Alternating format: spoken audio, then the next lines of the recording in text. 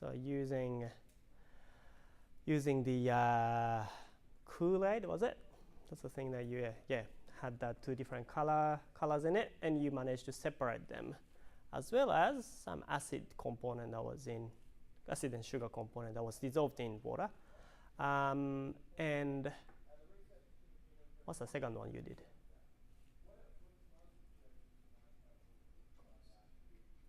Glow stick, yes, you did a glow stick. I think that was the second one. Yeah, so you did separate the contents of glow stick, and you unglow the glow stick, as well as by pouring something else into it, luminant into it, you managed to let it glow again. Then the third one, which was new to me, do you remember what you did? You were still in the same dark room. Ion one. So you are trying to separate based on their charges, ion 3 plus or ion 2 plus. And we went outside, and you had a bit of lecture about. Do you remember the name of the chromatography you did? Little injection thingy that you use. It's called GC, gas chromatography. Yeah. And after that, we looked at atomic absorption spectrum stuff, which we can demonstrate with that later on, but that's not part of chromatography. So that's what we'll be looking at, and theory behind, and how you can use them. Right? So all the techniques that you did, so including a thin layer chromatography, I'm not sure if I got to do with you guys last year. Did I ask you to go outside and get the leaf samples and get the chrome? Okay, so I'll let you do it this year. Okay, so thin layer chromatography is something that allow you to separate things as well. Okay, GC, gas chromatography, high performance liquid chromatography, HPLC. That's what the glow stick one was like. Okay, and ion chromatography, the one with ion that we did, involve the use of stationary phase and a mobile phase to separate the components of a mixture. Okay, stationary phase and a mobile phase. They always have that for chromatography. The rate of movement of the components is caused by the difference between the strength of the interaction between atoms, molecules, or ions in the mobile and stationary phases. I think the demonstrator, he kept asking you, is this polar, non-polar, which one is going to be more adhered or not? Predict, that's what you need to be able to do. Predict the relative rates of movements of components along a stationary phase on the basis of their polarities and charge given the structural formulae or relative polarities of the two phases. In the third box, data from chromatography techniques can be used to determine the composition and purity of substances. What you need to be able to do, calculate and apply RF value. Now, the F needs to be lowercase and subscripted, but yeah, lowercase subscripted, that should be the correct convention. RF value, retention or retardation factor it's called, and the retention time in the identification of components in the mixture. Ion chromatography, the last box here, also known as ion exchange chromatography, is used to remove either cations or anions from a mixture by replacing them with ion of another type. Explain using equilibrium principles how ions attached to the surface of a resin can be exchanged with ions in aqueous solution. Now, this ion chromatography part is fairly different compared to the rest of the chromatography.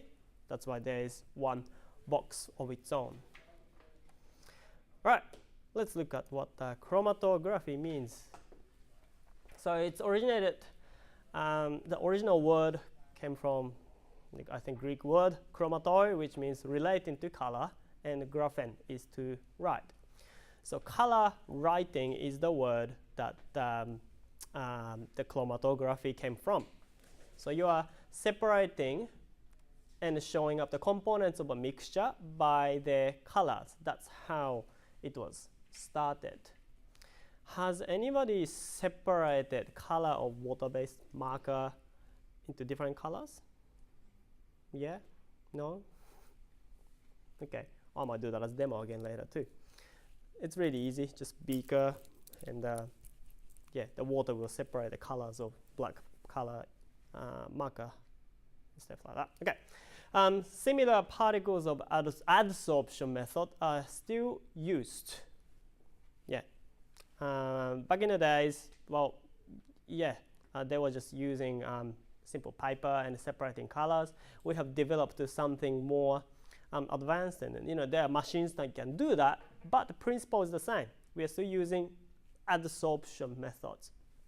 Okay, modern applications in more advanced techniques such as TLC, thin layer chromatography, HPLC, high performance liquid chromatography, GC, gas chromatography, and IC, ion exchange chromatography, used in many industries. What industries are we looking at? For example, anything you think of? For example, the food industry is fairly big, okay, because they want to make sure that the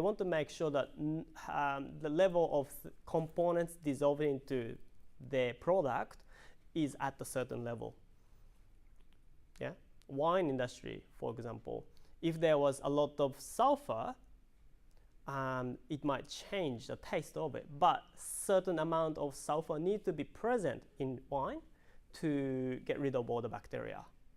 Okay, so there needs to be certain range of concentration of sulfur need to be present in wine samples. Okay, some people are allergic to sulfur, so again, if the concentration was too high, it might cause allergic reaction to some people. So yeah, it is important for them to utilize this technique, any of them, some of them, or combination of them, to make sure that their food is safe, their product is safe. All right, a bit of terminologies there. Stationary phase and mobile phase. These phases, yeah, interact differently to the parts of the mixture. So each component should interact differently to stationary and mobile phases, which force them to separate from each other and according to their polarity, solubility, or charge. Now, depending on what technique you're using, they would be different. But in principle, they're just separating depending on chemicals' physical property. Yeah? Adsorption chromatography. Now think of the word adhere. Yeah, adhesive, something that stick. Yeah, so ad means sticking onto the surface of a material. So adsorption, yeah, it's just an attachment. Often involves secondary interaction between the particles and the surface. Now there are certain chromatography methods that uses absorption. Okay, there won't be many though, not in a SACE stage 2 content. We'll be looking at adsorption 1, yeah, mostly. Absorption is where the incorporation, so something gets absorbed and stick to the body of another material. Okay, but we'll be looking at adsorption 1 mainly. Okay.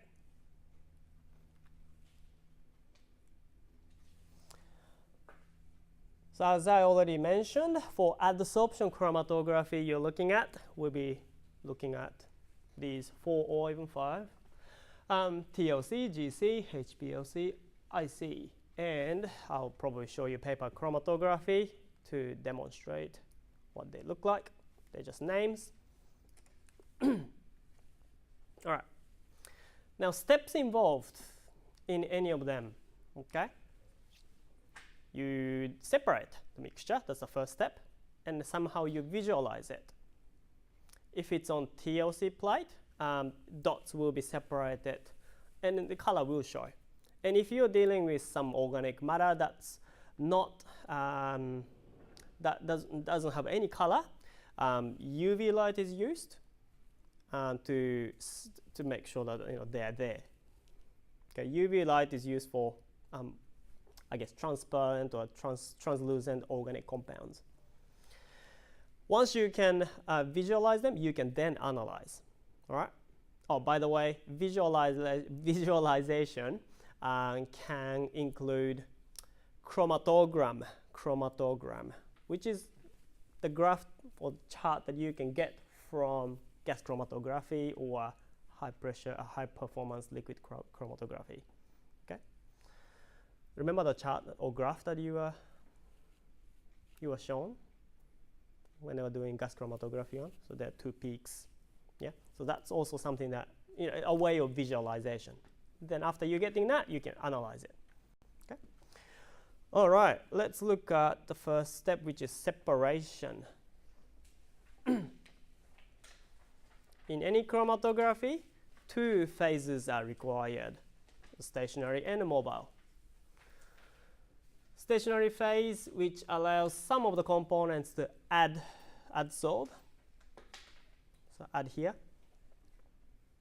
And the mobile phase is just a pusher. It's a carrier, okay, by which the components are carried along. The movement of the component with the mobile phase. So it could be liquid or gas, but I put liquid there. And depends on the competition between the liquid phase and the stationary phase to hold on to the component.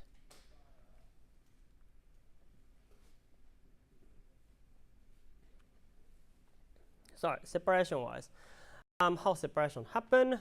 If you look at page 62 of Essentials, please, you can have better visual.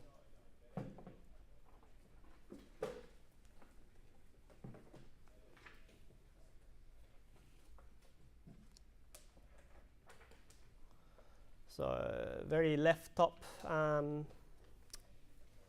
diagram there. So figure 1.4.1.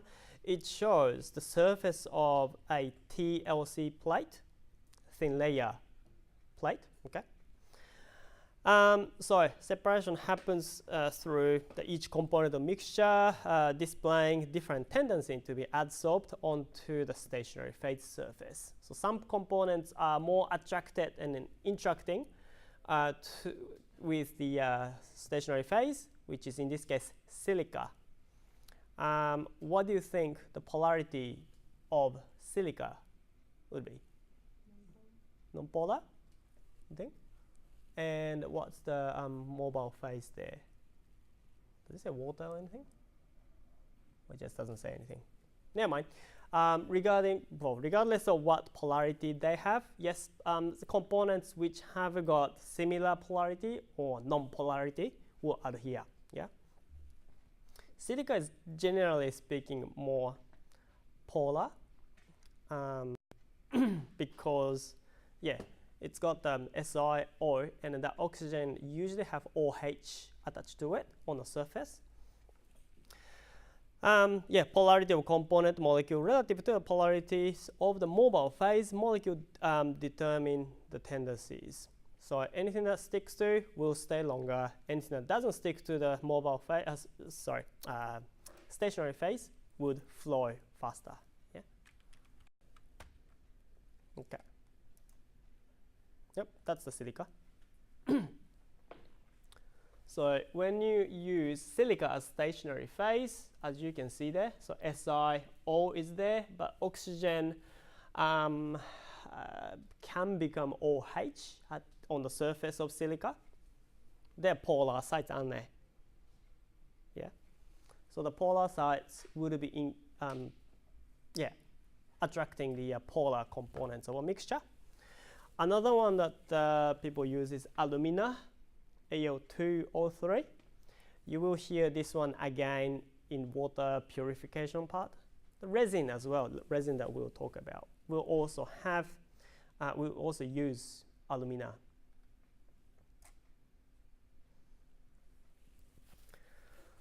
Silica gel and polarity. Silica gel is polar, as you can see the diagram there.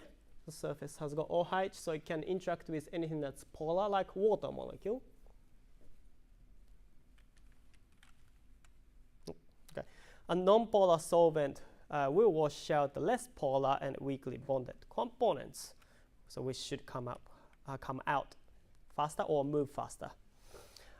Changing the solvent, how does it affect? A more polar solvent will wash out some of the more polar components. Okay, because it's a range. Polarity is a range. It doesn't come with just polar or non-polar. There's one, something that's between as well. Using an even more polar solvent will wash out the next polar components, and you can, on the next slide, you can see different solvents here. Solvent is also known as eluents. And solute, hopefully you remember, something that you eat dissolved. Okay, so solvent, eluents, common non-polar ones are there. Cyclohexane is a very safe option, so I even use that in high school. Benzene, not so much. I think it's a carcinogen as well, so I prefer not to use it in high school. Toluene, trinitro-toluene can be made with that. So yeah, TNT, you don't really want that. Hexane, a bit more poisonous compared to cyclohexane. So again, that's why I would like to use cyclohexane. Diethyl ether at the bottom, I think you can buy that from Bunnings as solvent for paint. But yeah, they're all considered to be non-polar, and hopefully you can see that the molecules there have got how many carbon to be considered to be non-polar? Cut-off line is 6. Yeah, so 6 or more carbon, yeah, means that it won't be soluble to water. Okay, if you remember that. And if there is, like, if you look at diethyl ether, oxygen in the middle, and do you see the symmetry there? If there is a symmetry, that's non-polar, yeah? So they're common ones. So compared to the gaps between the grains of silica gel, molecules of solvents, they are much tinier. They are molecules, it's liquid, they can flow through. So remember the column that you were using, which was really just a teat pipette with silica in it, yeah, and you put the liquid through, acetone or water, you put that through, yeah. They can go through because particles are much bigger, and the solvents, the molecules are much smaller, so they can go through it, yeah. So the solutes flow along with the solvents unless they are attracted to the surface of the gel. And mobile phases, eluents, commonly used in adsorption chromatography, unless it's a gas one. Yeah, gas chromatography evaporates everything first. Visualization using thin layer chromatography. Let's do this later, probably tomorrow. Okay, you will use TLC plate. So a plate looks like that. It's got aluminum backing. The silica gel is adhered, already like glued onto the aluminum backing, so it stays as a sheet instead of powder. Okay. For mobile phase, I'll be giving you cyclohexane, propanone, and the petroleum ether into that ratio. So there will be 2 phases. How do you do thin layer chromatography? Well, I'll also let you go outside, grab a piece of leaf, grind them up, and you make them into a liquid, so liquefy them with a bit of solvent as well. So you can have like green mixture like that. Then I'll let you melt glass tube so that you can have little, very tiny pipette sort of thing that allow you to put dot at the bottom of a TLC plate. And if you keep reading, it tells you to put the TLC plate into solvent, making sure that solvent is below the solvent. So what it would do is just like, putting tissue paper into water, it starts soaking up water. Yeah, a TLC plate will also start soaking up the mobile phase, which causes a separation. After a few minutes, you will see this. You will see a few dots appearing at the bottom and a few different colored dots at the top, as well as how far the solvent traveled. You need to mark that line because that will disappear because the solvent will evaporate. Now, at this point, we can think about analysis, analyzing what you saw. Okay?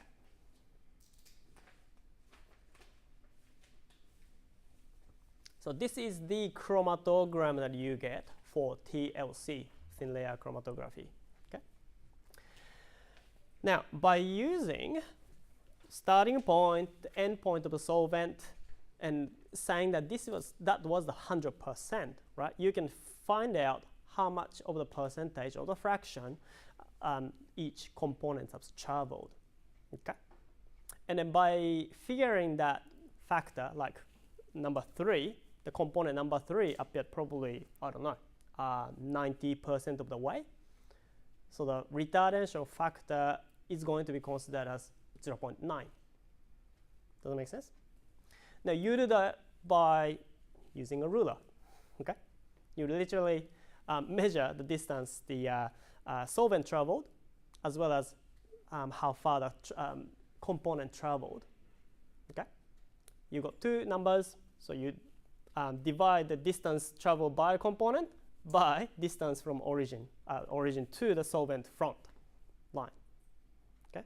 So you should always get the decimal number. The retardation factor is found that way. Now, once you found it, what can you do with it? Well, on the next slide, you can find this table. So people have done the same sort of practical again and again, and came up with this reference table. And you can find that on a big, thick book as well.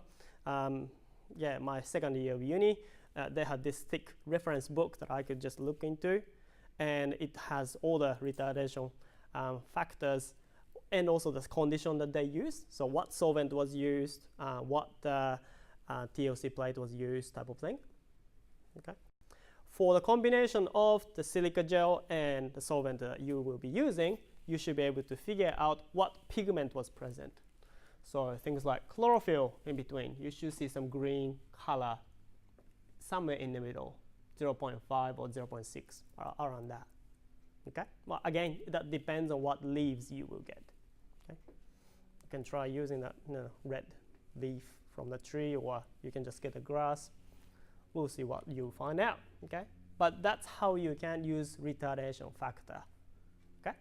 You do the calculation and you refer to a book or known values. Then you can find out what pigment was present. Okay? So that's the analysis. Just looking at 2012 final exam, it's a bit old, but you still, I'm pretty sure we'll get very similar sort of question. Compound C is one of the starting materials for the synthesis of whatever that is. The structural formula of compound C is shown below. So compound C apparently becomes the one on the right. Okay? Chromatography is used to separate the original one and also the product. State, given a reason, whether compound C is more polar or less polar than the one on the right. What do you think?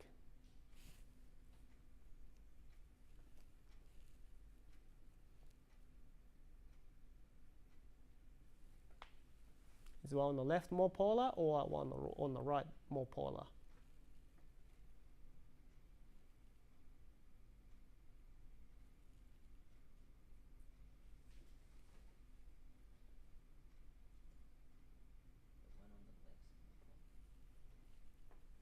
That would be correct. And why? Well, on the left side, the compound C is more polar. No, okay, sure. That's another, one thing that you can say. More oxygen, more oxygen atom, which means there will be more of the non-bonding electrons present. What else? What did we say about number of carbon? It's less, yep. Compound C has less number of carbon. So 2 reasons you can write, and that should give you 2 marks. Yeah? How about the second question? A polar stationary phase and non-polar mobile phase are used in the chromatography. Okay? Explain whether the retention time of compound C would be shorter or longer than the one of the product. Would it be longer? Yeah. Stationary phase is polar. Yeah. So anything that's polar would try to stick to it. Yeah. Which one was polar? Compound C. Yeah.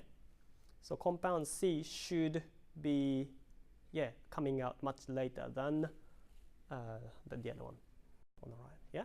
So the mobile phase is like it's trying to grab onto it. Yeah. Because mobile phase would be attracting the one on the right a lot more than the one that's polar. Okay. Yeah. So, you will get questions like that or anything like this one. Now you might need a ruler to do the second question there. C, the structural formula of section of protein chain. Looks like that. This section of the protein chain was hydrolyzed and amino acids were separated by thin layer chromatography. Okay? Using the polar solvent on the non-polar stationary phase, the chromatogram obtained is shown below. Where's the chromatogram? I've lost that. Maybe skip the question. I think it's probably behind that. No, maybe it's part of that. Hang on. State the amino acid. Yeah, sorry, no, that is it. State whether the amino acid indicated by the arrow there in the chromatogram on the page opposite the most polar or least polar amino acid, and explain your reasoning.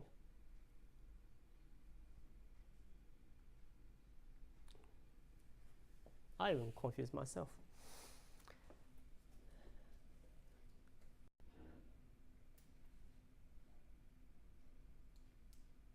Now, when you get long questions like that, try to focus on the keywords.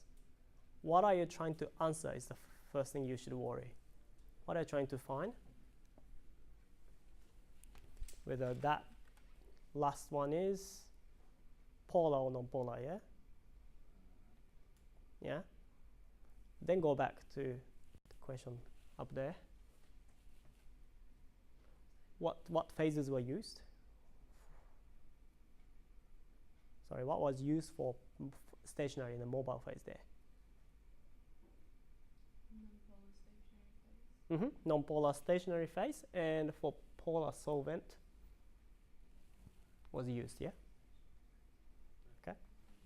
So stationary phase here, it looks like TOC plate, yeah? That was non-polar. And the solvent used was polar. What gets moved much faster or further than ones on this side? Would that be polar or non-polar? Polar ones will go further, correct. Yeah. So that could be a reasoning. Yeah, state with the amino acid indicated by the arrow. Yeah, chromatogram on the opposite. Is the most polar or least polar? You can say it's the most polar. You get that? Yeah. A lot of the information that's given above is almost useless. Yeah. If you were to get a question like this, use underlining technique or highlighting technique. Yeah. Focus on what's your asked to answer. In this case, it's just stating most polar or least polar. For you to figure that out, you need to give a reason The reason in this case would be you saying that the mobile phase used was polar. Yeah. Therefore, most polar components would travel the furthest. Therefore, the amino acid indicated there is the most polar. So that would be 3 marks. Does that make sense? Cameron, all right? Shanae?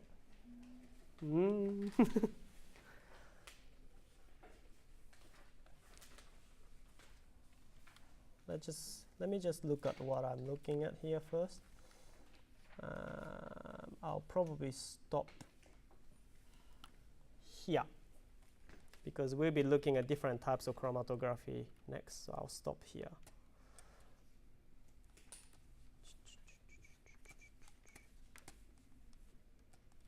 Come on.